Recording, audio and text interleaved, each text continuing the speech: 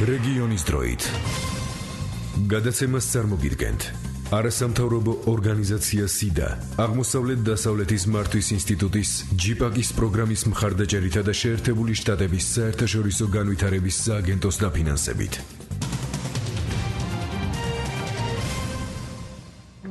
მოგესალმებით თქვენს მეტ გადაცემას რეგიონის დროით FM 104.4-ზე მე მისი წამყვანი ხატია ჯამალაშვილი ვარ. თქვენ შეგიძლიათ 40 წუთის განმავლობაში გვისმინოთ დარეკოთ პირდაპირ ეთერში, დასვათ ნებისმიერი სახის კითხვა და ისაუბროთ რეგიონში არსებულ პრობლემებზე. გადაცემას წარმოგიდგენთ სამოქალაქო საზოგადოების რეგიონული ქსელი, არასამთავრობო ორგანიზაცია სიდა და საზოგადოებრივი რადიო 1. დღევანდელი გადაცემის თემა მაჟორიტარული სისტემით არჩეული პარლამენტის წევრების ბიუროების საქმიანობის კვლევაა, რომელიც პროექტის სამოქალაქო საზოგადოების რეგიონული ქსელის ფარგლებშია ორგანიზებული. ქსელის საქმიანობა მხარდაჭერილია აღმოსავლეთ-დასავლეთის მართვის ინსტიტუტის ჯიპაკის პროექტის ფარგლებში, რომელიც დაფინანსებულია შეერთებული შტატების საერთაშორისო განვითარების სააგენტოს მხარდაჭერით. კვლევის მიზანს წარმოადგენდა საქართველოს პარლამენტის მაჟორიტარი დეპუტატების ბიუროების საქმიანობის შეფასება და მათი საქმიანობის საკანონმდებლო რეგულაციების ანალიზი. დღევანდელი გადაცემის სტუმრები არიან გოგი ქავთარაძე, ზესტაფონის მაჟორიტარი დეპუტატი და ხათუნა ნაჭყებია, გამოყენებითი კვლევების წარმომადგენელი. ასევე გადაცემის მსვლელობისას პირდაპირ ეთერში ჩაგორთვებიან ფრაქცია უპარტიო დამოუკიდებელი მაჟორიტარების თავმჯდომარე კახა ოქრიაშვილი და პარლამენტარი და უმცირესობის წევრი აკაკი ბობოხიძე. ვიდრე უშუალოდ თემის განხილვაზე გადავიდოდით, ჩვენ შეგვიძლია მოვისმინოთ ჩვენი კორესპონდენტის ანი არჩოძის მიერ მომზადებული სიუჟეტი, სადაც ვრცლად არის საუბარი კვლევის შესახებ. დეპუტატის მანდატი მხოლოდ იმ კანდიდატს მიენიჭა, რომელმაც კანონით დადგენილი ხმების უმრავლესობა მიიღო. საკანონმდებლო ორგანოში საკუთარი წარმომადგენელი ყველა რეგიონის ოლქის ამომრჩეველს ჰყავს. არასამთავრობო ორგანიზაცია სიდას მიერ ჩატარებული კვლევა, რომელშიც 22 არასამთავრობო ორგანიზაცია გაერთიანდა, საგანგაშოა. მიზანი საქართველოს პარლამენტის მაჟორიტარი დეპუტატების ბიუროების საქმიანობის შეფასება იყო. კვლევამ აჩვენა, რომ არსებობენ ნაცნობი და ძირითადად უცნობი მაჟორიტარები. ამ საკითხით სიდა მას შემდეგ დაინტერესდა, რაც სხვადასხვა კვლევებმა აჩვენა, რომ პარლამენტის ცალკეული წევრი არ მონაწილეობს ან ნაკლებადაა ჩართული იმ ოლქის ადგილობრივი პრობლემების გადაწყვეტაში, სადაც თავად იყვნენ არჩეული მაჟორიტარული წესით. არასამთავრობო ორგანიზაციების მიერ შედგენილი კითხვარები საქართველოს მასშტაბით 63 მაჟორიტარი დეპუტატის ბიუროში დაიგზავნა. ქსელთან მხოლოდ 41-მა ბიურომ ითანამშრომლა. გამოკითხულთა 1496 რესპონდენტიდან ნახევარზე მეტმა არ იცის, ვინ არის მათი წარმომადგენელი საკანონმდებლო ორგანოში. 42.5%-ს კი არ აქვს ინფორმაცია მათ მიერ არჩეული დეპუტატის პარლამენტში საქმიანობის შესახებ. აღმოჩნდა, რომ მოსახლეობასთან დეპუტატები წინა საარჩევნო შეხვედრებზე აქტიურად ჩნდებოდნენ. ამას რესპონდენტთა 52.6% მოწმობს. 39.3%-ს კი საერთოდ არ უნახავს მათი მაჟორიტარი. გინახავს თუ არა თქვენი მაჟორიტარი? არა. არჩევნების წინა პერიოდში? არც მაშინ და არც მერე. უძანდება რა თქმა უნდა ყოველთვის შეხვედრებზე, ინტენსიურად ხშირად, მაგრამ შესაძლებელად ვეცდებით შეხვედრებს. ტელევიზორში. თქვენთან შეხვედრებზე არ მოდის? მოსახლეობის პრობლემებით არ ინტერესდება? არა, რეგიონული არა. მაჟორიტარი რა არის? არ აინტერესდება მოსახლეობის პრობლემებით. არ მოდის და აბა მე რაც მინდა და რაც თხოვდა, ის გამიკეთე, არ მიკეთებს და რა როგორ გავიგო? არ ვიცი, არ მინახე არასდროს. საკუთარი მაჟორიტარული საქმიანობის შესახებ დეტალურად საუბრობენ ნაციონალური მოძრაობის წყალტუბოს მაჟორიტარი აკაკი ბობოხიძე და ქართული ოცნების საჩხერის მაჟორიტარი მანანა კობახიძე. არასასიამოვნოა მაჟორიტარისთვისაც და არასასიამოვნოა მოსახლეობისთვისაც, როცა ისინი არ იცნობენ და არ უნდათ გაიგონ და არ არიან დაინტერესებული თუ ვინ არის მათი რაიონის დეპუტატი. ეს ბევრამეზე მეტყველებს მინიმუმ ორჯერ ვარ ნამყოფი თითოეულ სოფელში და თითოეულ უბანზე შარშანდელი საპარლამენტო არჩევნების შემდეგ, მაგრამ იმისთვის რომ რაღაც საკითხებში ვიყო აქტიურად ჩართული, პირველ რიგში საჭიროა რომ თვითონ ამ ადამიანებმა მომართონ ამა თუ იმ პრობლემის წინაშე. ვცდილობ რომ ის პრობლემები, რომელიც ჩემთვის არის ცნობილი, აქტიური მონაწილეობა მიიღო ამ პრობლემების გადაწყვეტის საკითხში. ჩემი ბიურო საჩხერეში ძალიან აქტიურად მუშაობს და არჩევნებამდე პერიოდში, არჩევნების შემდგომაც მე პირადად და ბიუროს წევრებს გვაქვს ინტენსიური შეხვედრები მოქალაქეებთან, თუ მაქვს ინფორმაცია, რომ სადღაც კონკრეტულ სოფელში არის რაღაც პრობლემა, ვცდილობ რომ ოპერატიულად ჩავიდე და ადგილზე მოვაგვარო. სიდას მიერ დასმულ კითხვაზე არჩევნების შემდეგ გინახავთ თუ არა თქვენს მიერ არჩეული მაჟორიტარი დეპუტატი, დადებითად მხოლოდ 13.8% პასუხობს. 4% ამბობს, რომ მათ საკუთარ ან თანასოფლელების მიერ ინიცირებულ შეკრებაზე შეხვდა, ხოლო რესპონდენტების 56%-მა საერთოდ არ იცის სად მდებარეობს მათი მაჟორიტარი დეპუტატის ბიურო. კვლევა მაჩვენა, რომ აღნიშნულ ბიუროებს თხოვნით 30,533 ადამიანმა მიმართა. ტყიბულის ბიურო ერთ-ერთი აქტიური რაიონია, რომელსაც დახმარებისთვის 4,000 ადამიანმა მიმართა. მოსახლეობის ძირითადი მოთხოვნების შემდეგნაირია: სოციალური და სამართლებრივი პრობლემები, უმაღლეს სასწავლებლებში სტუდენტების სწავლების დაფინანსება, სტიქიით მიყენებული ზარალის ანაზღაურება.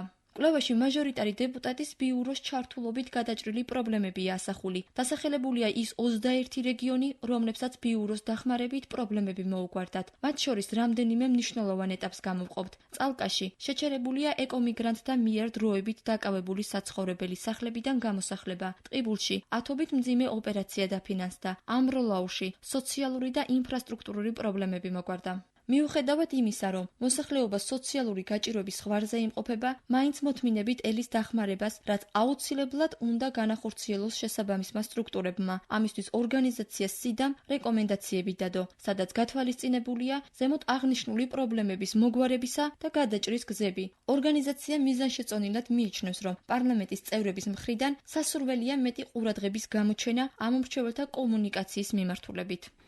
თქვენ მოისმინეთ ჩვენი კორესპონდენტის ანი არჩვეძის სიუჟეტი, თქვენ ისევ საზოგადოებრივი რადიო 1-ის და გადაცემა რეგიონის დროით უსმენთ, სადაც განვიხილავთ კვლევას მაჟორიტარების შესახებ. თქვენ შეგიძლიათ დარეკოთ ნომერზე 2409192 ან 2409292 ან მოგძებნოთ Facebook-ზე სახელით რეგიონის დროით და დაგვისვათ თქვენთვის საინტერესო კითხვები. შეგახსენებთ, რომ დღევანდელი გადაცემის სტუმრები არიან ბატონი გოგი ქავთარაძე, ზესტაფონის მაჟორიტარი და დეპუტატი და ქალბატონი ხათუნა ნაჭყებია, გამოყენებითი კვლევების წარმომადგენელი. ასევე გადაცემის მსვლელობისას პირდაპირ ეთერში ჩაგორთვებიან ფრაქცია უპარტიო დამოუკიდებელი მაჟორიტარების თავმჯდომარე კახა ოქრიაშვილი და პარლამენტარი და უმცირესობის წევრი აკაკი ბობოხიძე. უკვე გადავიდეთ უშუალოდ თემის განხილვაზე. ქალბატონო ხათუნა, თქვენთან გადმოვალ პირველი კითხვით, რა მეთოდით ჩატარდა კვლევა? ჩვენთვის ცნობილია, რომ ორი ტიპის გამოკითხვა არსებობდა, ერთი პირდაპირ მაჟორიტარების ბიუროების საქმიანობა და ასევე მოსახლეობის. რომ აგხსნათ, რას ნიშნავს ეს მეთოდოლოგია? კვლევა ჩატარდა 2013 წლის ზაფხულში და კვლევა ორი მეთოდი აირჩია იმისთვის, რომ შედეგები დაედო. ეს იყო რაოდენობრივი კვლევის მეთოდი, მეორე იყო თვისობრივი კვლევის მეთოდი, რომელშიც ასევე გათვალისწინებული იყო რაღაცა გარკვეული ანალიზი იმ საქმიანობის, რომელსაც დეპუტატები ახორციელებდნენ. მე გითხრათ, რომ იგი ჩვენმა ორგანიზაციამ სიდას გაუწია დახმარება რაოდენობრივი კვლევის ჩატარებაში, ხოლო თავად ორგანიზაციებმა, რომლებიც გაწევრიანებული არიან ქსელში, მათ გააკეთეს თვისობრივი კომპონენტი, ანუ მათ გააკეთეს ის, რომ უშუალოდ შეისწავლეს ბიუროს მიერ გაწეული საქმიანობა, დათვალეს ზუსტად ის მონაცემები, რომელსაც ბიურო მთელი ამ წლის განმავლობაში ახორციელებდა, ხოლო ჩვენ დავთვალეთ მოსახლეობის აზრი. რაც შეეხება რაოდენობრივი კვლევის მეთოდს, არჩეული იქნა ცხადია ანკეტირება პირისპირ გამოკითხვით, სულ მონაწილეობა მიიღო როგორც ახსენეს აქ 1496 რესპონდენტმა და კვლევა ჩატარდა საქართველოს ყველა რეგიონში. თითოეული რეგიონიდან არჩეული იყო 2 მუნიციპალიტეტი, თითოეული მუნიციპალიტეტიდან არჩეული იყო 3 სოფელი. შესაბამისად კვლევა საკმაოდ მასშტაბური იყო, მის რეპრეზენტატულობაზე არ დავიწყებ საუბარს, იმიტომ რომ ეს არ არის საინტერესო მაყურებლისთვის, თუმცა რეპრეზენტატული იყო ცხადია შერჩევა და მონაცემები საკმაოდ სანდოა იმისთვის, რომ ჩვენ გარკვეული დასკვნები გავაკეთოთ. გასაგებია, სულ რამდენი რესპონდენტი გამოიკითხა და პრობლემები თუ შეიქმნა გამოკითხვისას, რამდენად თანამშრომლობდნენ ისინი თქვენთან? კი ბატონო. უნდა აღნიშნოს, რომ ჩვენ როდესაც ვატარებთ კვლევებს, ბევრი კვლევა ჩაგვიტარებია და მინდა გითხრათ, რომ სოფლის მოსახლეობა გაცილებებთ უფრო თანამშრომლობითია კვლევებთან დაკავშირებით. მიუხედავად იმისა, რომ ვთქვათ, ძალიან დიდია ხოლმე ანკეტა და ვღლით ვთქვათ რესპონდენტს, მიუხედავად ამისა, მათ ძალიან სურთ, რომ თავისი აზრი დააფიქსირონ და ამ შემთხვევაში ჩვენ არ გქონია პრობლემა მათ ღიაობასთან დაკავშირებით და თუნდაც ის ინდექსი, რომელიც ჩადებული იყო კვლევაში, მათი გულწრფელობის ცხადია იყო მაღალი და შედეგები ზუსტად ასახავს რეალობას. გასაგებია, ბატონო გოგი, თქვენი აზრით, რატომ დაფიქსირდა ესეთი ციფრები? 39% არ იცნობს საკუთარ მაჟორიტარს. თქვენ რამდენად ხშირად ხვდებით თქვენს ამომრჩეველს? მე თავში ერთი რამე უნდა განვაცხადო, რომ დღეს ჩემთვის არის რაღაც განსაკუთრებული დღე. იმიტომ რომ მე პირველად გამოდივარ ახლა ეთერში თქვენთან და არ ვლაპარაკობ თეატრზე, არამედ ვლაპარაკობ სულ სხვა სერიოზულ საკითხებზე. მაჟორიტარების კვლევაზე. არ არის სერიოზული. ამას ძალიან დიდი მნიშვნელობა აქვს ჩემთვის და პასუხისგებლობა ჩემთვის ძალიან დიდია. რაც შეეხება ეს 39 ხალხი, ნუ რა უნდა გითხრათ, მაგრამ არ იცნობენ, იმიტომ რომ არა აქვთ კონტაქტი. ამაზე დიდი სხვა პასუხი რა უნდა, არა აქვთ კონტაქტი, არის აი ერთ რაღაცას გეტყვით. მე მოვიდა ჩემთან ერთი მოქალაქე, რომელსაც აწუხებდა რაღაც საკითხი და ვისაუბრეთ. ბევრი ძალიან საინტერესო მოსაუბრი გამოდგა და როდესაც დამემშვიდობა და მიდიოდა, მითხრა რომ ძალიან დიდი მადლობა. მე ვთხარი არა, ამ საკითხს რო გადავწყვიტავთ ჩვენ. მე შეიძლება თქვათ მადლობა მითხრათ. არა, მაგიტომ არ გეუბნებით, აბა რა მე ვთხარი. რომ მომისმინეთ. აი ესეც პრობლემა არის, ანუ ესეც კი არა, ეს არის ძირითადი პრობლემა. ესე აი ამაშია საქმე. ხედავთ თქვენ, თურმე აქ დეფიციტი ყოფილა მოსმენის და კონტაქტის. და აქედან გამომდინარე არის. ხო, რაც შეეხება ჩვენს რაიონს და სადაც მე მაჟორიტარი ვარ, ერთი აქაც პატარა შესავალი მინდა გავაკეთო, ძალიან უცნაური რაღაცა ხდება. მე ნაკლებად აქტიური ვარ სხვათა შორის პარლამენტის ხდომების დროს. თუმცა რამდენჯერმე გამოვიდა საკმაოდ წავედ დავაყენე საკითხი, რომელზედაც ნაციონალური მოძრაობის ხალხი ცოტა განაწყენდნენ, მაგრამ მე ჩემი აზრი გამოვთქვი. ეს არის ასე. მაგრამ რაც ხდება რაიონში და როდესაც ხა მე რო უთხრა ადამიანს ხა და ეს არის საკანონმდებლო ორგანო პარლამენტი. ის მოდის სხვა სოციალურ საკითხებზე, რომელიც მართლა ოფიციალურად მე არ მეხება. მაგრამ როდესაც მაქვს მიღები და ხალხი რო მიღება და ხალხი დგას რიგში და მე შემოდის ჩემთან და არ მეხება მე მაგას მე ვერ ვეუბნები. იმ ადამიანს რო იცით რა მე დამანებეთ თავი ეს ჩვენი საქმე არ არის ეს მიმართეთ გამგეობას არ აი ჩიხში ემწყდები შენ ამის შემდეგ. აი ასეთი უცნაური რაღაცაც ხდება. მე მინდა თქვა ისიც რომ ლაპარაკობდით წინ ანასტარ და არის კიდე ძალიან დიდი მნიშვნელობა აქვს იცით რას რომ ყველა რაიონი განსხვავდება ერთმანეთისგან. სპეციფიური პრობლემები აქვს დიახ. და ჩვენ მაინც უდგებით როგორც ერთი საზომით. აი მაგალითად ავიღოთ ზესტაფონის რაიონი. ეს არის განსაკუთრებული რაიონი, იმიტომ კი არა რომ მე ვარ მაჟორიტარი და ზესტაფონი მიყვარს და ჩემი გენები თქვა ზესტაფონში არიან. არა, მე ლაპარაკობ იმის შესახებ რომ ძალიან სერიოზული სამრეწველო ობიექტი ეს არის ფეროშენოდნობის ქარხანა. ესე იგი, იმერელი გლეხი მიდის და მუშაობს ფეროში, აი ამ საშინელ სიცხეში და საშინელ არაკომფორტულ სიტუაციაში და დაამთავრებს თავის სამუშაოს, მიიღებს დუშს, ჩამოისმის ტანსაცმელს და თოხს კიდევს ხელს. ესე იგი, სოფლის მეურნეობა და მრეწველობა ასე რო იყოს შეთანხმებული, ეს ძალიან სპეციფიურია ჩვენი რაიონისთვის. სხვაგან ეს შეიძლება არ იყოს. დიახ, უკაცრავად ბატონო გოგი ძალიან დიდი ბოდიში გაგაწყვეტინა მსმენელია პირდაპირ ეთერში. შეგვიძლია შემოვიყვანოთ გამარჯობა, გისმენთ თქვენ პირდაპირ ეთერში ხართ? დიახ. დიახ, გისმენთ. კობულეთიდან გირეკავთ. საერთოდ პირველი არხი მიყვარს ძალიან, დილას ოსური თუ რაია ყველაფერ განაცემას უყურებ. დიახ. ხო და მე არც ვიცი ვინაა ჩვენი მაჟორიტარი. დიახ.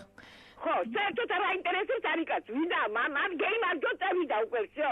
რა ხდება ქვეყანაში არ თითია. კითხოთ თუ გაქვთ რაიმე კონკრეტული ხალბატონო სტუმრებთან. მაგრამ ფაქტი ხალხში არის.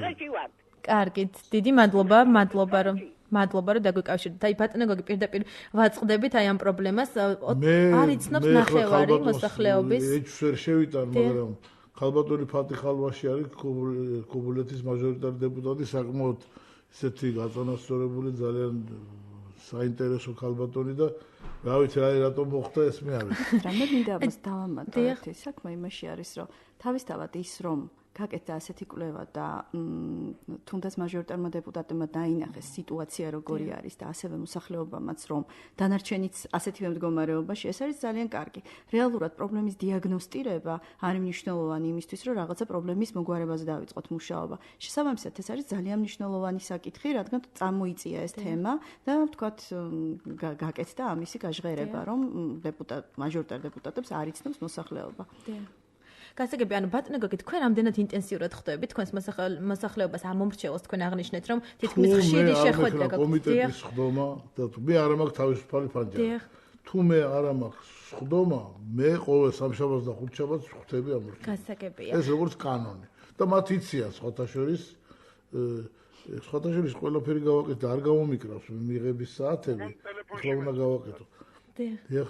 ჩვენ შეგვიძლია მაჟორიტარების შესახებ კვლევასა და რეიტინგზე ვისაუბროთ ბატონ აკაკი ბობოხიძესთან ერთად. ბატონო აკაკი, დიდი მადლობა რომ თქვენ გამოგვიყავით ჩვენ დრო და დაგვითმეთ თქვენი სამუშაო საათები. ბატონო აკაკი, თქვენ რამდენად ხშირად ხვდებით მოსახლეობას, იმიტომ რომ კვლევის დროს, რომელიც არასამთავრობო ორგანიზაციას სიდამ ჩაატარა, გამოიკვეთა, რომ 39% საერთოდ არ იცნობს საკუთარ ამომრჩეველს, არ ხვდება საერთოდ მაჟორიტარს. თქვენ რამდენად ხშირად ხვდებით, რამდენად დიდ დროს უთმობთ მათ, ზოგადად რო გითხრათ, რა თემებზე საუბრობთ თქვენს ამომრჩეველთან? ის რომ მოსახლეობის დიდი ნაწილი არ იცნობს ამ მაჟორიტარს, მე ამაში განსაკუთრებულს და გასაკვირს ვერაფერს ვერ ხედავ, თუმცა არც სასიამოვნო არ არის, თუნდაც იქიდან გამომდინარე, რომ ჩვენს მიერ მიღებული ხმები ითვლება მოსული ამომრჩევლებიდან და არა მთლიანი მოსახლეობიდან და თუ დავაკვირდებით, აღმოვაჩენთ, თუ ანალიზს გავაკეთებთ შემდგარი არჩევნების, აღმოვაჩენთ, რომ სინამდვილეში არჩევნებზე მოდის სადღაც 50%. ანუ არჩენილი 50% შეიძლება იცნობდეს, მაგრამ არჩევნებზეც კი არ მოდის შეხებაში მაჟორიტართან. ამიტომ ეს გასაკვირი არ იქნება, მოსახლეობის 50% არა მარტო არ იცნობს მაჟორიტარს, მონაწილეობასაც კი არ ღებულობს, რა ქვია, არჩევნებში. ახლა რაც შეეხება დარჩენილ 50%-ში, მე მინდა გითხრა, მე არ ვიცი არის თუ არა სხვა მაჟორიტარი, მაგრამ მე პირადად ვარ კაცი, რომელმაც შარშანდელი არჩევნების შემდეგ მინიმუმ ყველა უბანი, არა მარტო სოფელი და თემი, არამედ ყველა უბანი, სოფლებში არსებული ყველა უბანი, მინიმუმ ერთხელ მაინც შემოვიარე, თუმცა მინდა გითხრათ, რომ მოსახლეობა იყო მაგალითად რამდენიმე სოფელში შეხვედრა, სადაც მე ვიყავი ჩასული, მაგრამ მოსახლეობა ვერ მოვიდა შეხვედრაზე, იმიტომ რომ კონკრეტული რაიმე საქმე მაჟორიტართან იმ მომენტისთვის არ ქონდათ და ყველა თავის საქმით იყო დაკავებული. ამიტომ მიუხედავად იმისა, რომ ეკნება თუ არა მაჟორიტარს თქვათ სურვილი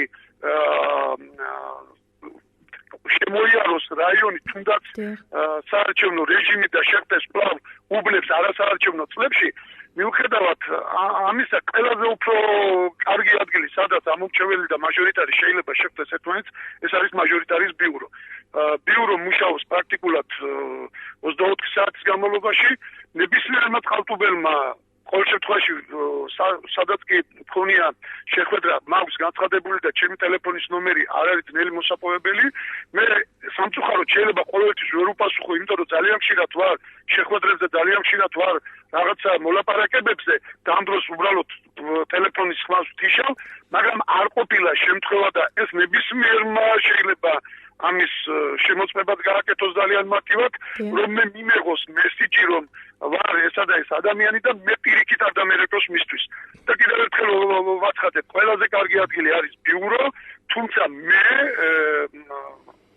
არა გავაკეთე და მომავალშიც ვაპირებ, რომ მიუხედავად იმისა, მოსახლეობა შეძლებს თუ არა ჩემთან შეხვედრას, მე აუცილებლად მივიდე მოსახლეობამდე და მარტივი წესი მაქვს, მოსახლეობა გაფრთხილება ხდება, რომ მე მივდივარ, მე არ მაქვს რაიმე საქმე და იმისთვის არ მივდივარ, რომ საქმე მაქვს, უბრალოდ მე მივდივარ იმისთვის, რომ თუ რომელიმე წყალტუბოს მაცხოვრებელს ჩემთან აქვს რაიმე საქმე, მას არ მოუწიოს წყალტუბოში ჩამოსვლა, მაგრამ სამწუხაროდ ეს შეიძლება მოხდეს წელიწადში დიდი მაქსიმუმ ერთხელ.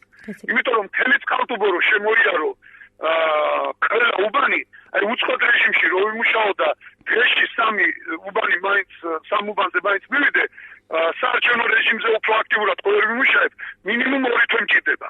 ეს იმ შემთხვევაში თუ მხოლოდ უბნებზე ვიმდი. მაგრამ თუ გავიცენეთ, რომ გარდა იმისა, რომ უბნებზე ვიარო უამრავი სხვა საქმითაც ვარ დაპირებ და დატვირთული, მათ შორის ისევ ამომრჩევლების საქმით, ბუნებრივია, რომ პერიოდულობა ჩემი ვთქვათ უბნებზე მისვლის იქნება ძალიან იშვიათი. გასაგები, ბატონო აკაკი, თქვენ დიახ, თქვენ აღმოჩნდა რომ აქტიური მაჟორიტარი ხართ საკმაოდ. რა უნდა გაკეთდეს იმისთვის, რომ გაიზარდოს ზოგადად მაჟორიტარების რეიტინგი და ეს თვითმმართველობის რეფორმაა დაგეგმილი თქვენი აზრით, რამდენად შეცვლის ეს რეფორმა რეალურ სურათს? ანუ გაიზრდება თუ არა მაჟორიტარების რეიტინგი და მათი ჩართულობა მოსახლეობის ყოველდღიურ ცხოვრებაში?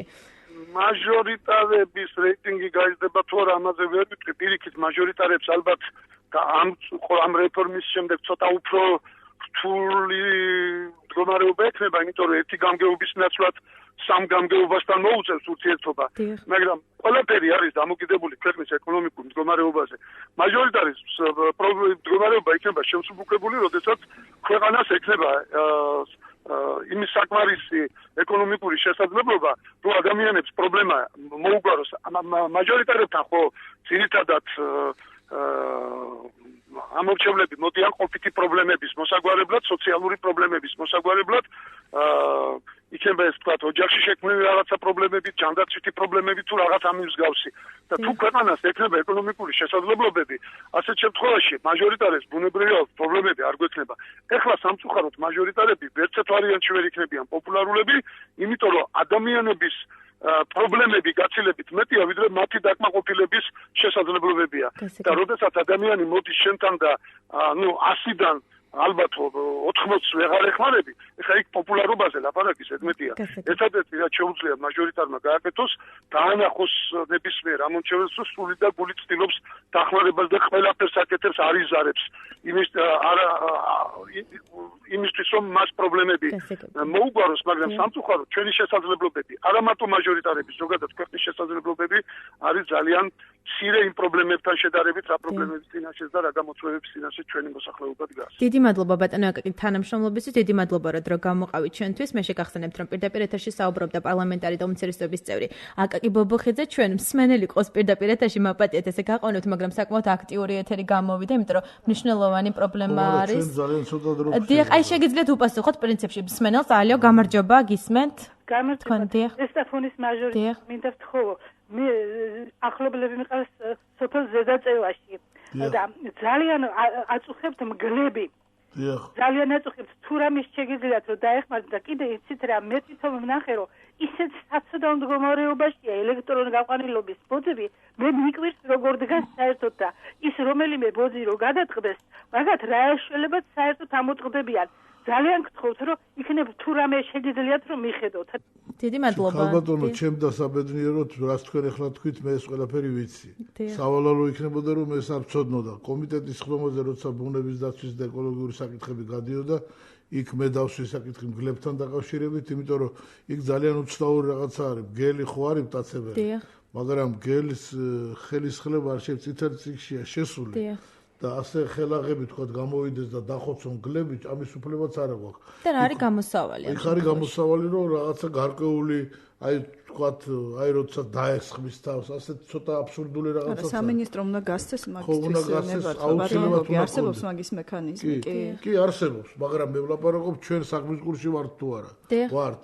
რაც შეეხება გამრიცხველიანობას და ბოძებს, რომელიც არის ამის საქმის კურსშიც მე ვარ.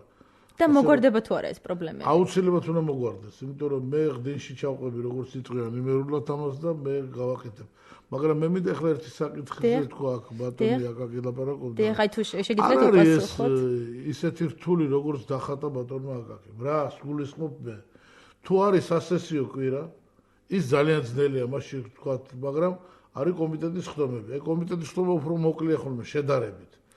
ამიტომ მე როდესაც დავამთავრებ კომიტეტის ხდომას, მივდივარ და სოფლებს მოვივლი ხოლმე. ახლა პირველი საკითხი იყო გზა, წყალი, გაზი.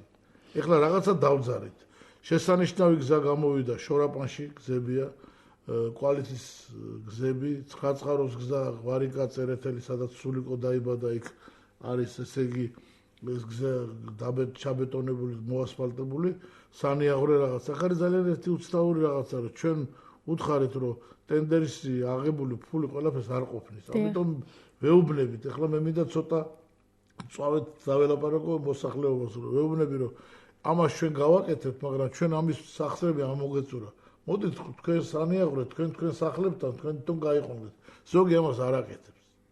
ანუ თანადაფინანსებას თხოვთ? არა, თანადაფინანსებას კი არა, შრომას ვთხოვ. გასაგებია.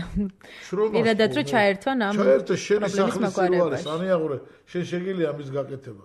ეხლა დაუბრუნდეთ ისევ მაჟორიტარებს, რომ ყველაზე საინტერესო რა არის, იცით რა, როცა მე ვიღაცა მითხრა, ყველაზე მეტად ეს მემცხეთა, რომ იტყვიან ხოლმე ძალიან მაშინ ბატონო რომ ჩამოდიოდით არჩევნების წინ, ახლა რატო აღარ ჩამოდით? ეს არის მათი არგუმენტი. აი ამას რომ მე გვეტყვიან, ეს არის სირცხვილით, არ ვიცი რა ვქნა ხოლმე. ამიტომ მე ვცდილობ რომ ჩავიდე ეხლაც, როცა ჯერჯერობით არჩევნების სიემცხლებას არ დაწყებულა და მე ვცდილობ რომ ეს საკითხები რაღაცნაირად გავა. ამიტომ ხართ სიაში ერთ-ერთი პირველი ლიდერი, იმიტომ რომ თქვენ აქტიურად თანამშრომლობთ მოსახლეობასთან. მე საყდური მივიღე რომ აღარ მჯერა რომ ეს. არა, ალბათ სხვების ფონზე, იმიტომ რომ ისინი ალბათ საერთოდ არ აქტიურობენ.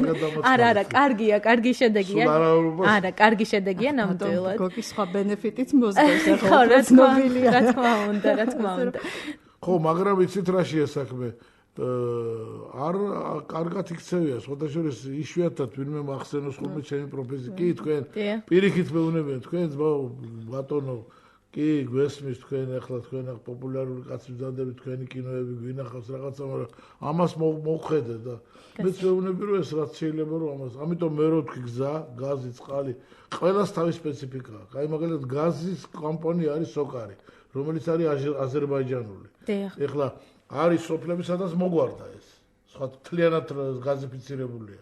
არის ძალიან 20 მეტრი ან 15 მეტრი არის დარჩენილი და წარმოგიდგენთ ეს რა ცოტაა და რომ გაიყვანონ, მე მოსახლეობა ამას თავის სახლებში გაიყვანს. ასე რომ ის პრობლემები, რომლებიც წინა საარჩევნო კამპანიაში ჰქონდა, მე ახლა ვცდილობ რომ ეს მოვაგვარო. გასაგებია. მსმენელი ყავს პირდაპირ ეთერში და ქალბატონო ხათუნა შემდეგ თქვენთან გადმოვაკითხოთ, მოვუსმინოთ თუ შეიძლება. გამარჯობა, გისმენთ.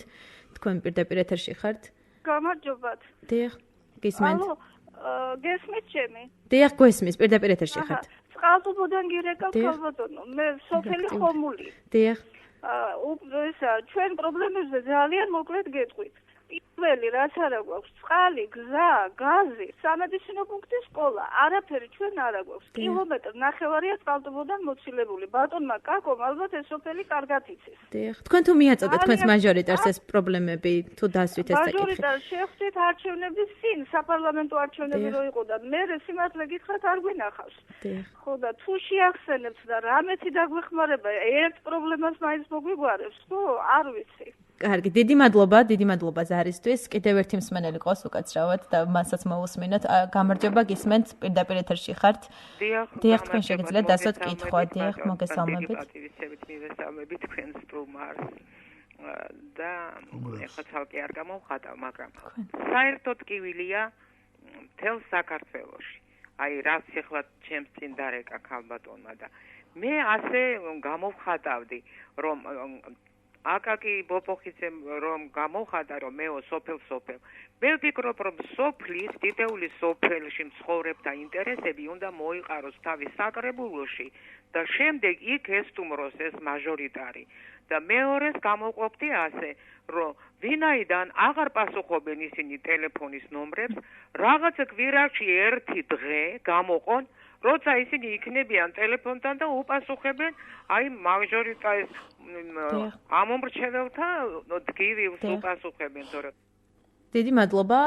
ქალბატონმა მანანა კობახიძემ სხვათაშორის აღნიშნა ჩვენთან საუბარში ესეთი წინადადება, რომ მას აქვს გამოყოფილი სპეციალური საათი თვეში ერთხელ, რომელიც როდესაც ხვდება თავის მომრჩევლებს და მათ პრობლემებს ისმენს. ქალბატონო ხათუნა თქვენთან გადმოვაკითხოთ, აი გამოჩნდა, რომ თითქმის მაჟორიტარები არ კონტაქტობენ საკუთარ მომრჩევლთან. დიახ. ბაბადიათ რა. დიახ, არავის. მე გარდა იმისა, რომ მე სოფლის შემოვლაზე ვლაპარაკობ, კიდე ერთი რაღაცა დავაწესე მე ზესტაფონში, თუმცა ერთთვიანი პაუზა გქონდა, მაგრამ პრინციპში დავაწესე რა, ბოლო შაბათი ყოველთვის თეატრში ვიკრიბებოდით ჩვენ ყოველი ბოლო შაბათი და გვარჩევდით იმ საკითხებს, რომლებიც ერთად გადასაწყვეტ. სწორედ ამას ითხოვს მომრჩეველი. ქალბატონო ხათუნა, თქვენთან რამდენად იყო ეს პრობლემა მაჟორიტარებს, როცა გადაუგზავნეთ კვლევები, იმიტომ რომ მაგალითად მე როგორც ჟურნალისტ ძალიან გამიჭირდა მაჟორიტარებთან დაკავშირება, თუნდაც გადაცემაში მოსაწვევად, თუნდაც სატელეფონო კომენტარში ჩასაწერად, თითქმის 80% არ პასუხობს ტელეფონს და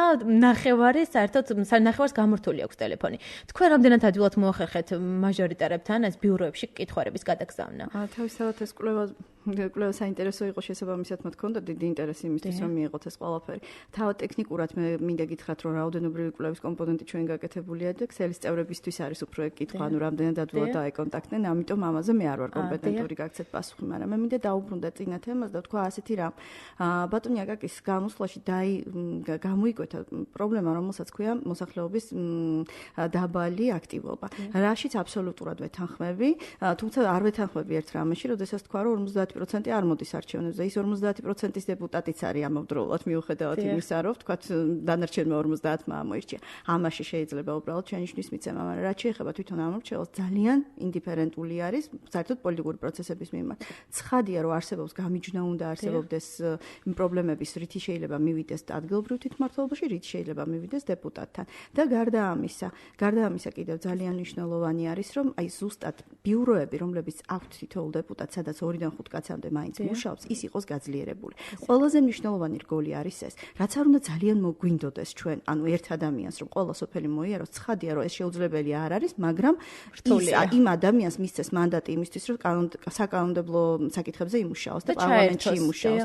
ცხადია, მაგრამ აი ზუსტად ბიურო უნდა აკეთებდეს იმ პირველად სამუშაოს, როგორიც არის თქვათ, მოკვლევა, საჭიროებების გამოკითხვა და ზუსტად აი ამაზე, ანუ მტკიცებულებებზე დაფუძნებული ადვოკატირების პროგრამები უნდა განახორციელონ შემდეგ დეპუტატებმა უკვე საკანონმდებლო ორგანოში. ასე რომ აი ამ მიმართულებით თუ წავალ თქვათ რესურსი დაიხარჯება ბიუროების გაძლიერებით, მე ვფიქრობ, რომ შედეგი გაცილებით მნიშვნელოვანი გვექნება ვიდრე დღეს გვაქვს. გასაგებია, ჩვენ შეგვიძლია პირდაპირ ეთერში ჩავერთოთ ფრაქცია უპარტიო დამოუკიდებელი მაჟორიტარების თავმჯდომარე ბატონი კახა ოქრიაშვილი. ბატონო გოგის შემდეგ თქვენთან გადმოვაკითხოთ. ბატონო კახა, გამარჯობა, მოგესალმებით. დიდი მადლობა, რომ დაგვითმეთ დრო და მონაწილეობთ ჩვენს გადაცემაში. ბატონო კახა, თქვენთან პირდაპირ კითხვით გადმოვალ. თქვენი აზრით, რატომ არ იცნობს გამოკითხულთა 39% საკუთარ მაჟორიტარს? მე არ ვიცი, მე ვფიქრობ, რომ მე ყველა მისცნობს დმანის რაიონში. შესაძლებელია, ახლა ახალი მაჟორიტარები არიან ბევრნი და დღესდღეობით ბევრ რაიონში, ასე ვთქვათ, არ იცნობენ. თუმცა მე ვფიქრობ, რომ იქ სადაც მით უმეტეს ჩვენ მე მესამე თუ არ არჩეული, აბსოლუტურად ყველა ადამიანი მისცნობს იმ რაიონში. და თქვენ აი ბატონ გოგის სოს ვისარგებლო შემთხვევით ბატონო კახა და თქვენ მადლობა საჯაროდ გამოგიცხადოთ იმის გამო, რომ ჩემთან მოვიდა დაავადებული ადამიანი და თქვენ წამლების საკითხი მოუგვარეთ მას და ამას ყველა არ აკეთებს. დიდი მადლობა. დიახ, აი ბატონო კახა, რაც ბატონმა გოგი მაგნიშნა, თქვენ რამდენად ინტენსიურად ხვდებით ამ მომრჩეველს, თუნდაც არჩევნებამდე, არჩევნების შემდეგ, რა პრობლემებს, აი ბატონმა გოგი ერთ-ერთი დაასახელა, რა პრობლემებს ისმენთ, რამდენად გაქვთ რეალურად ბერკეტი მათი პრობლემების მოგვარების? მან მთავარი ის კი არ არის, რომ რა სიხშირით შეხვდები ამ მომრჩეველს. მთავარია ბიურო როგორ იმუშავებს. დიახ. ბიურო უნდა იმუშაოს კარგად, უნდა იყოს კარგად აყენებული ორგანიზაციულად ბიუროს საკითხი და აქედან გამომდინარე ბიუროს მეშვეობით მე მაქვს ყოველდღიური ინტერაქცია მოსახლეობასთან. ყოველდღიური. დაუშვათ ბიურო ეხმარება იურიდიულ საკითხებში. ნებისმიერ საკითხით ადამიანს შეუძლია ჩემთან ბიუროში მივიდეს და იმ ბიურო ან გადაწყვიტავს ამ პრობლემას, ან გადაუწყვიტავს ამ პრობლემას, ან აჩვენებს გზას, როგორ უნდა გადაწყდეს ეს პრობლემა. აქედან გამომდინარე ეს ყოველდღიური რეჟიმია და პირადად მე წელიწადში ერთხელ ან ორჯერ ავდივარ და ვხვდები რაიონს. უფრო ორჯერ.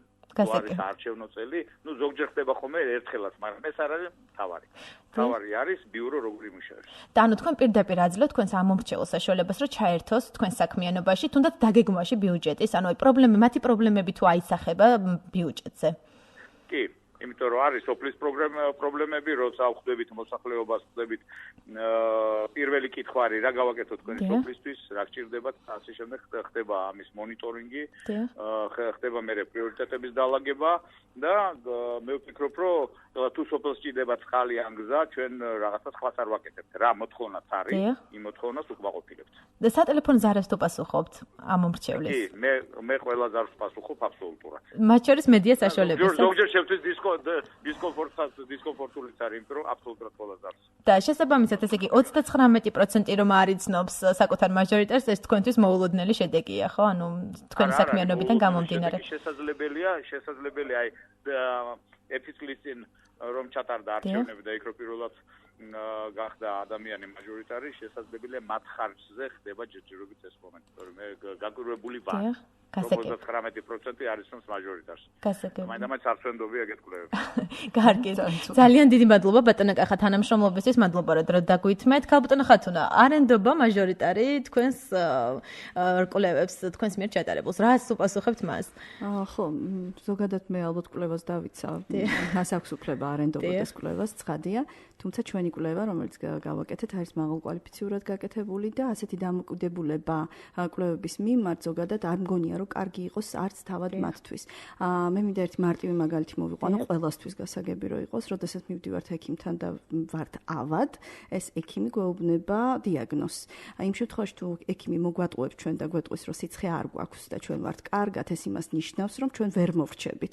შესაბამისად, კვლევების მიმართ ასეთი დამოკიდებულება ზუსტად აი ამ პრობლემის წინაშე დააყენებს ყველა იმ ადამიანს, რომელსაც ასეთი უნდობლობა ექნება კვლევის მიმართ. ახლა თავად კვლევის მონაცემების დაცვა მე ისევე შემიძლია, როგორც ყველა სხვა კომპანიას, რომელიც ატარებს კვლევას და ფიქრობას. ერთი ცუდი პრობლემაა სხვათა შორის. ძალიან ცუდი პრობლემაა. იმიტომ რომ მათ უნდა გაითვალისწინონ ეს შედეგები საქმიანობაში. მე მინდა გითხრათ, რომ კვლევები კეთდება ზუსტად იმ ადამიანებისთვის, რომელმაც შემდეგ უკვე უნდა საქმიანობა აწარმოონ ქვეყნის საკეთილდღეოდ. კვლევები არ კეთდება იმისთვის, რომ ჩვენ რაღაც შედეგები და გრაფიკები დავხატოთ, ხო მართალია. შესაბამისად, ამ კვლევების მოსმენა ძალიან კარგი იქნებოდა. უბრალოდ ცხადია, რომ ვიღაცას არ სიამოვნებს, რომ მისი რეიტინგი დაბალია, ვიღაცას არ სიამოვნებს, რომ თქვა შედეგი ასეთია, მაგრამ ეს ადამიანები ფიქრობენ ასე და არა სხვაგვარად და შესაბამისად უნდა მოусმინოთ მათ, თორემ პრობლემები შეექმნიან. ბატონო გოგი, ყველა მაჟორიტარებმაც დაასახელეს, რომ ბიუროს ჩართულობა საკმაოდ მნიშვნელოვანია მათი საქმიანობისას. 61%-მა არ იცის, სად მდებარეობს საკუთარი მაჟორიტარის ბიურო. თქვენ რამდენად აქტიურად აწარმოებთ სამუშაოებს ბიუროში, რამდენად ჩართული ყავთ, აი როგორც ბატონმა კახამ დაასახელა.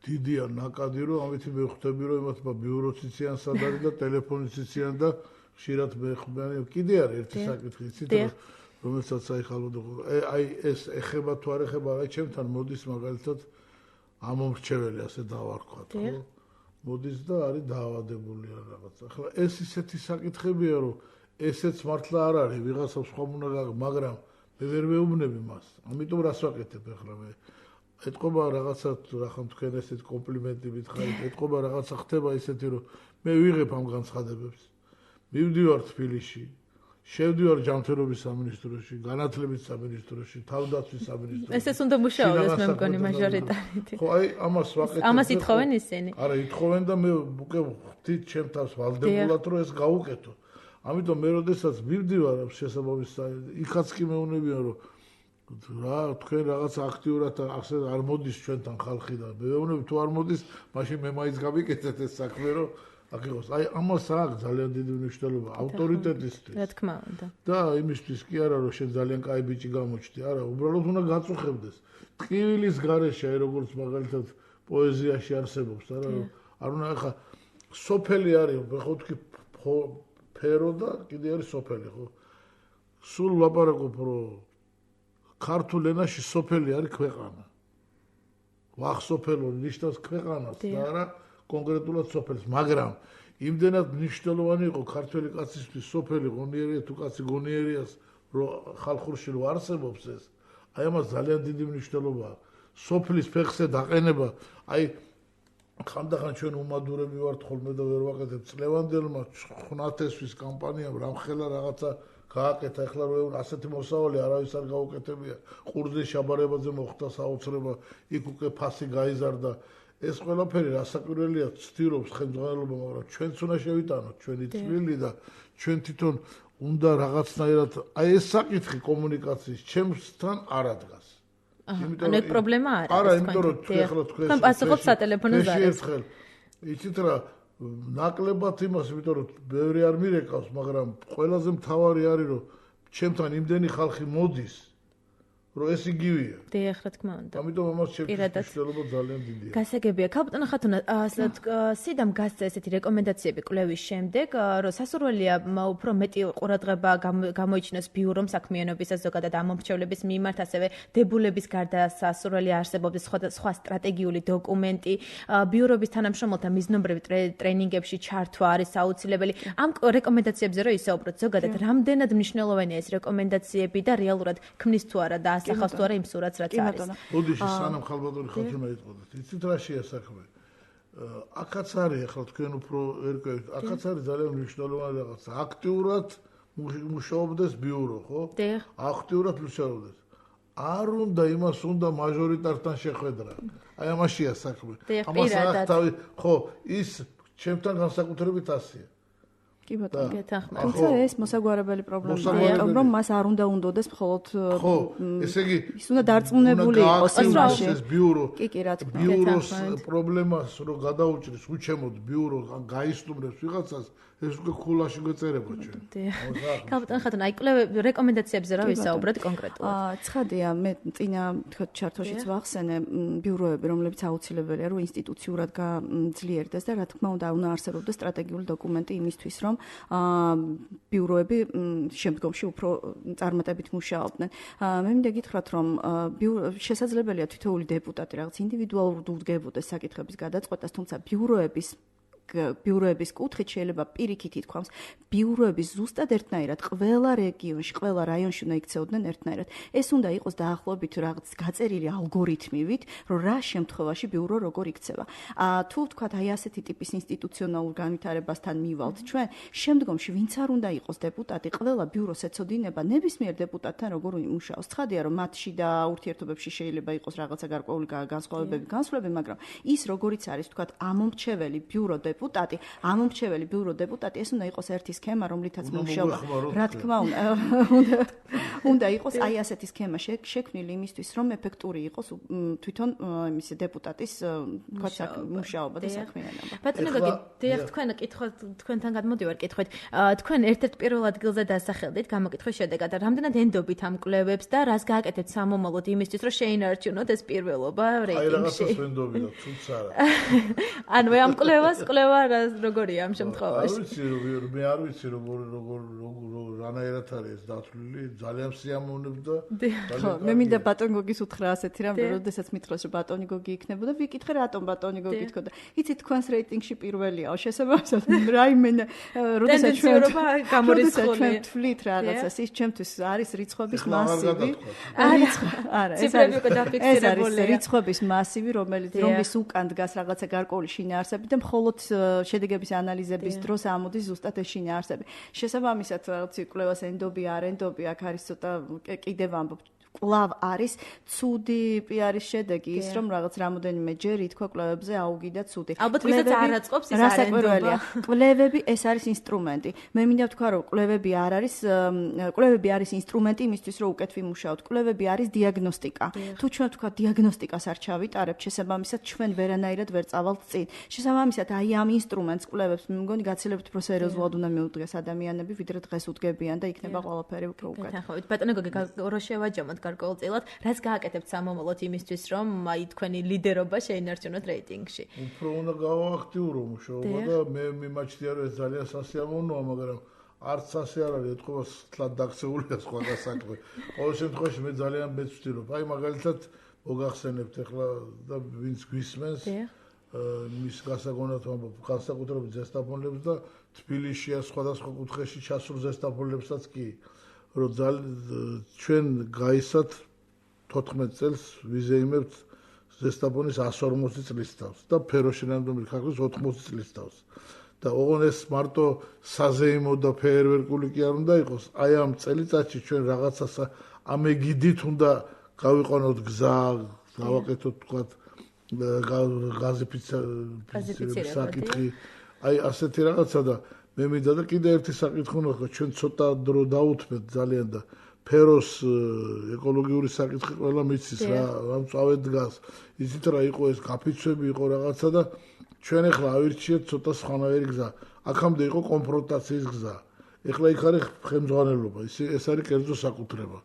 ჩვენ ახლა დავიწყეთ ახლა დავანებეთ კონფლიქტს თავი და უთხარით რომ თქვენ აი ამ მიწაზე ეს არის ზესტაფონის მიწა, ეს ხარხანა დგას ზესტაფონის იმაზე, ამიტომ მიიღეთ თქვენ ქალაქის ცხოვრებაში, რაიონის ცხოვრებაში მომოდო რომ და პირველ რიგში თქვენ უნდა გააკეთოთ ის რომ ეს ფილტრები დააყენოთ. იცით რა შეესაბამება? ჩვენ ვიცი და მინდა მე რადიოს მონაცემს უთხრა რომ თლიანად რომ მოისპოს. ეს არის შეუძლებელი. ხო, რასაკვირველია. ეს არ მოხდება. ჩვენ მაშინ შემოსავალი გადაიქნება. ბატონი გია საგარეიშვილი ძალიან კომიტეტის თავმჯდომარე, ძალიან სერიოზულად ხალბატონი ხატუ გოგალაძე ესენი ძალიან სერიოზულად არიან ჩართული ამ საქმეში და მე მინდა რომ ეს კონტაქტი არ დავკარგოთ ჩვენ ფეროს ხელმძღვანელობასთან რომ არ ვარ გასულ კონფლიქტი და თუ მართლა ვერ შეიგნებენ მაშინ ჩვენ ხმას ამოვიღებთ და ვეთქვით რომ ახლა სხვა გზას ავირჩევთ. გასაგებია. ქალბატონო ხათუნა, აპირებთ თუ არა მსგავსი კვლევების სამომავლო ჩატარებას, იმიტომ რომ 2014 წლისთვის თვითმმართველობის არჩევნები მოდის თქვენაც აღნიშნეთ, რომ ეს უნდა გაითვალისწინონ მაჟორიტარებმა და საკუთარ ყოველდღიურ საქმიანობაში უნდა ჩართონ ეს კვლევები. ცხადია რომ იქნება რაღაც დაგეგმილი გარკვეული კვლევები, მე არ ვიცი ჩვენ კომპანია მიიღებს მონაწილეობას ამ კვლევებში თუ არ მიიღებს, ალბათ შეიძლება სხვამაც მიიღოს მონაწილეობა. საკითხი რადგან არის უკვე წამოწეული, ცხადია რომ ამას მოყვება აუცილებლად რაღაც გარკვეული ტიპის კვლევები და ალბათ გექნებათ გაცნობის გასაგებია. ძალიან დიდი მადლობა ჩვენ სამწუხაროდ ჩვენი გადაცემის დრო ამოიწურა. მე შეგახსენებთ რომ ჩვენ საუბრობდით მაჟორიტარული სისტემით არჩეული პარლამენტის წევრების ბიუროების საქმიანობის კვლევის შესახებ, რომელიც პროექტის სამოქალაქო საზოგადოების რეგიონული ქსელის ფარგლებშია ორგანიზებული. ქსელის საქმიანობა მხარდაჭერილია აღმოსავლეთ-დასავლეთის მართვის ინსტიტუტის ჯიპაკის პროექტის ფარგლებში, რომელიც დაფინანსებულია შეერთებული შტატების საერთაშორისო განვითარების სააგენტოს მხარდაჭერით. ჩვენი გადაცემის სტუმრები იყვნენ ბატონი გოგი ქავთარაძე, ზესტაფონის მაჟორიტარი და ქალბატონი ხათუნა ნაჭყებია. გამოყენებითი კვლევების კომპანიის წარმომადგენელი, ასევე გადაცემის მსვლელობისას პირდაპირ ეთერში ჩაგვერთნენ ფრაქცია უპარტიო დამოუკიდებელი მაჟორიტარების თავმჯდომარე კახა ოქრიაშვილი და პარლამენტარი და უმცირესობის წევრი აკაკი ბობოხიძე. პირდაპირ ეთერში თქვენთვის მე ხატია ჯამალაშვილი მუშაობდი, ასევე ჩვენი გადაცემის ჟურნალისტი ანი არჩვაძე, გადაცემის პროდიუსერი დავით ნინიკაშვილი და ხმის რეჟისორი ინგა გურგენაძე. მომავალ კვირას 2 საათზე ჩვენი საზოგადოებრივი რადიო 1-ის ეთერში შევხვდებით, დაგველოდეთ. მადლობა.